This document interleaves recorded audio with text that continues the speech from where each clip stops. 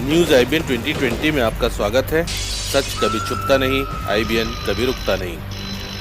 देश प्रदेश की ताज़ा तरीन खबरों से रूबरू होने के लिए आप जुड़े रहिए परवेज खान के साथ न्यूज़ आईबीएन 2020। सच कभी छुपता नहीं, आईबीएन कभी रुकता नहीं। मैं शाहीन खान आपको दिन भर की खबरों से रूबरू कराती हूँ। लोकेशन उज्जैन। इस्लाम मांगों को लेकर हड़ताल कर रहे स्वास्थ्यकर्मी बोले, नौकरी नहीं रहेगी तो ऐसे ही मांगना पड़ेगी भीख। एंकर, कलेक्टर ने सरकार तक मांगे पहुंचाने का दिया आश्वासन। कोरोना संक्रमण काल में स्थायी स्वास्थ्यकर्मियों को प्रशासन ने प्रदेश सरकार के आदेश पर सेवा देने के लिए बुलाया था, जिनकी समय विधि 30 जून तक है। उसके बाद उन्हें एक बार फिर बाहर का रास्ता दिखा दिया जाएगा, जिसको लेकर स्वास्थ्यकर्मियों द्वारा 3 दिन पूर्व अनिश्चितकालीन हड़ताल शुरू की थी। आज तीसरे दिन उन्होंने सड़कों पर पीपीई किट पहनकर भीख मांगी। 200 से अधिक स्वास्थ्यकर्मियों को कोरोना संक्रमण की दूसरी लहर में प्रशासन द्वारा बुलाया गया था और उनकी नियुक्ति चरक भवन, माधव नगर अस्पताल, आरडी गार्डी मेडिकल कॉलेज के साथ ही कोविड केयर सेंटरों पर लगाई गई थी। पिछले वर्ष भी इन्हें इसी तरह सेवा देने के लिए बुलाया गया था और बाद में निकाल दिया गया था।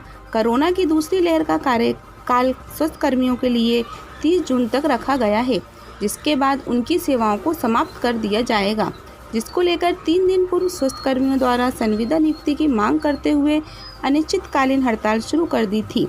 आज तीसरे दिन स्वास्थ्यकर्मियों ने पीपीई किट पहनकर सड़कों पर भीख मांगी, जिसको लेकर उनका कहना था कि नौकरी नहीं रहेगी तो उन्हें ऐसे ही भीख मांगना पड़ेगी। स्वास्थ्यकर्मियों ने आरोप लगाया है कि सरकार को जब ज़रूरत होती है तो बुलाया गया और ज़रूरत नहीं होने पर बाहर का रास्ता दिखा दिया जाता है। कोरोना काल में जब मरीजों को परिजन भी हाथ लगाने से डर रहे थे, उस समय उन्होंने संक्रमित को बेहतर सेवाएं दी हैं। ऐसे में सरकार को हमारे विषय में सोचना चाहिए।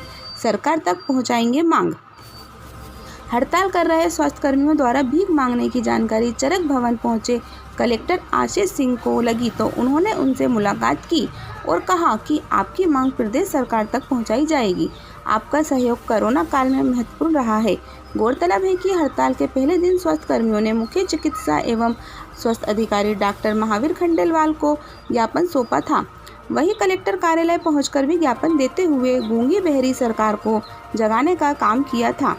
इस बीच स्वास्थ्यकर्मी दक्षिण और उत्तर के विधायक से भी मिले थे, लेकिन उनकी नाराजगी दक्षिण विधायक के बयान पर बनी हुई है। मध्य प्रदेश उज्जैन से शहजाद मंसूरी की विशेष रिपोर्ट। देखिए, इनकी मांग जो अस्थायी कर्मचारी हैं, इनका ये कहना है कि इनको संविदा में लिया जाए, स्थायी लिया जाए। राज्य शासन के द्वारा निर्णय लिया जाना है, लेकिन फिर भी मैं कहूँगा कि अभी ये समय जो है किसी तरीके के धरना प्रदर्शन या संघर्ष का नहीं है।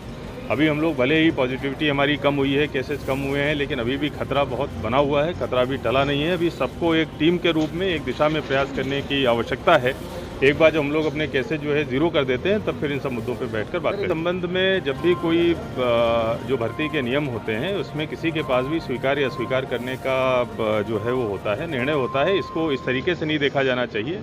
जिस समय कभी कभी होता है कि बहुत ज़्यादा स्टाफ की ज़रूरत पड़ती है, कभी कभी कम स्टाफ की ज़रूरत पड़ती है, ये नीतिगत निर्णय है जो राज्य शासन के द्वारा लिया जाएगा। इनकी मांग को निश्चित रूप से राज्य शासन तक